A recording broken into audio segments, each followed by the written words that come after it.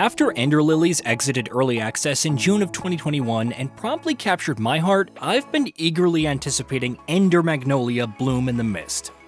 Unlike its predecessor, which almost came out of nowhere to deliver a traditional yet emotional platformer experience, there are some pretty hefty expectations. Could developers AdGlobe and Livewire recreate the atmosphere and magic of the original? Would Millie return to deliver another incredible soundtrack?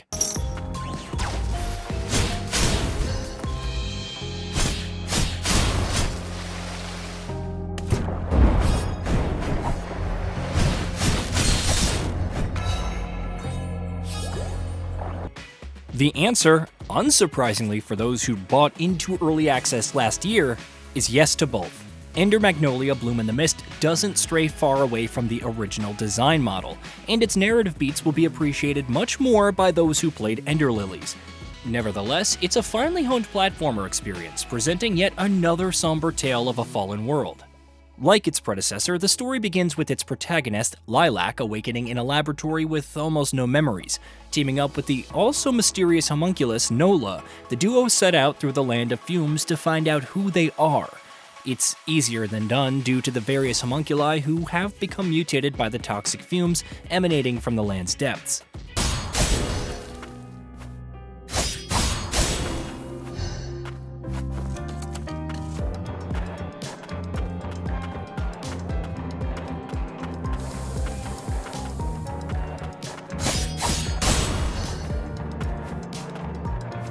Of course, Lilac is special, possessing an attuner skill and being able to cleanse those afflicted by the mysterious sickness.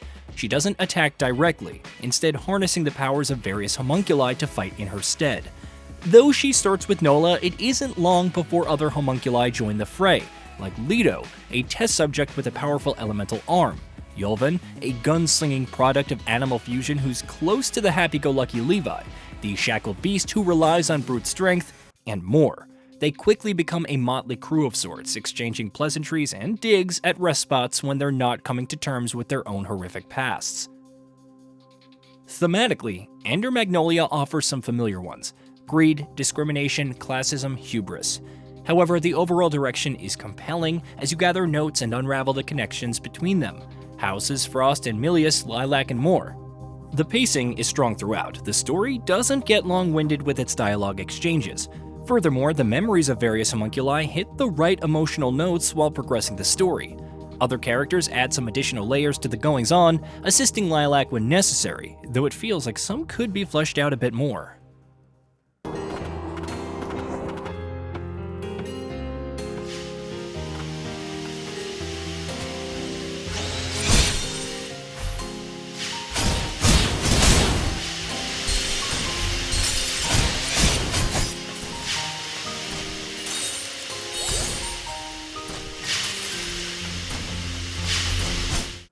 When it comes to the gameplay, Ender Magnolia makes some fundamental shifts from its predecessor. There are multiple homunculi, but the number is significantly lower than Ender Lilies. Instead, each has different abilities to unlock and equip. Nola can attack quickly with a saber, break out a scythe for more area, or double hand an axe, while Yulvin can alternate between single shots from a distance, a buzzsaw with a slower fire rate and more power, or a drill-like vortex that ignores enemy defenses. As you collect materials, each ability can be upgraded into more powerful and slightly different versions. Most lack multiple uses, instead relying on cooldowns, which is a relief during basic exploration and boss fights. It feels nice to have the Shackled Beast's Roar as a defensive option, or Leto's burst damage to use almost whenever, instead of having to carefully ration them. There are also attuner arts, powerful ultimate-like skills for each equipped homunculus. You'll need to build the SP gauge to unleash them, but they're fairly potent. Ender Magnolia features equipment with bangles offering stat increases, and carapaces allowing for additional skills like counters. The amount of options is pretty good, and even if you stick with certain relics for most of your playtime, there's plenty of incentive to change things up. You can also improve relics with scrap, having them take up fewer slots, or offer flat boosts to their benefit. Otherwise, if you've played any major platform title in the last 5 years, you'll know what to expect. Explore various interconnected environments, including hidden alcoves and caves with your standard platforming tropes like double jumps, air dashes, diving, wall climbing, and even a grappling hook. cut down opposing threats, and there is a wide variety, making each new area as mystifying as it is dangerous. Eventually come across a dead end which requires a future ability to explore, rinse, repeat. Ender Magnolia doesn't mess with the formula, delivering on every single other aspect that matters. Level design is well done, with each area offering unique hooks without disrupting the overall flow, though the Crimson Forest can get confusing if you don't pay attention to the map. The controls are responsive and feel great. Perhaps my only nitpick with the environments is wanting some variety with the secret areas beyond finding a hidden wall that leads to some materials or a relic with little else. Nevertheless, it caters to that desire of wanting to explore and see what the next area holds. While the boss fights don't quite have the intricacy of some of gaming's more challenging encounters over the years, they're still well designed. Their discernible patterns are offset by how easily they could annihilate you if you get caught out once or twice. It may feel annoying at times, but there are thankfully options to tweak the difficulty on a granular level. For example, if you're fine with enemy damage but feel like they have too much health or don't stay stunned for long enough after depleting their break gauge, then change them. Heck, turn them up for more fragments.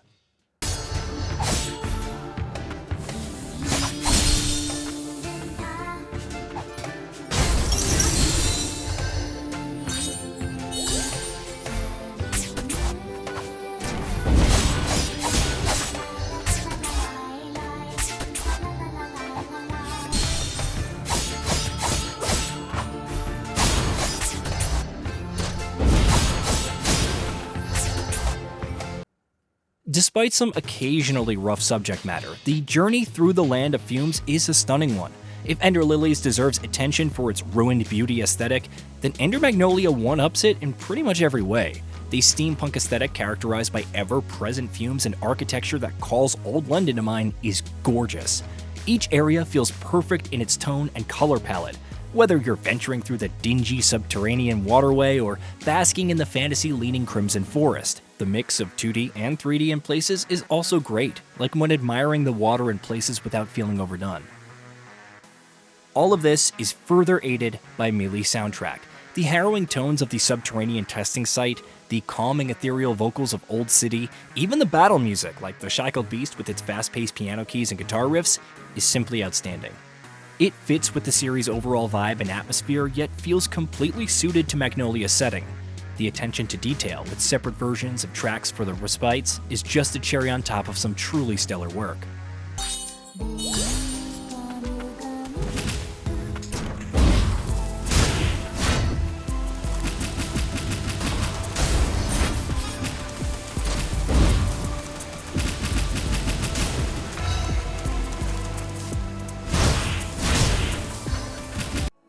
In many ways, Ender Magnolia Bloom in the Mists is a work of art, but the development team transcends the beauty of its visuals and music with genuinely compelling gameplay.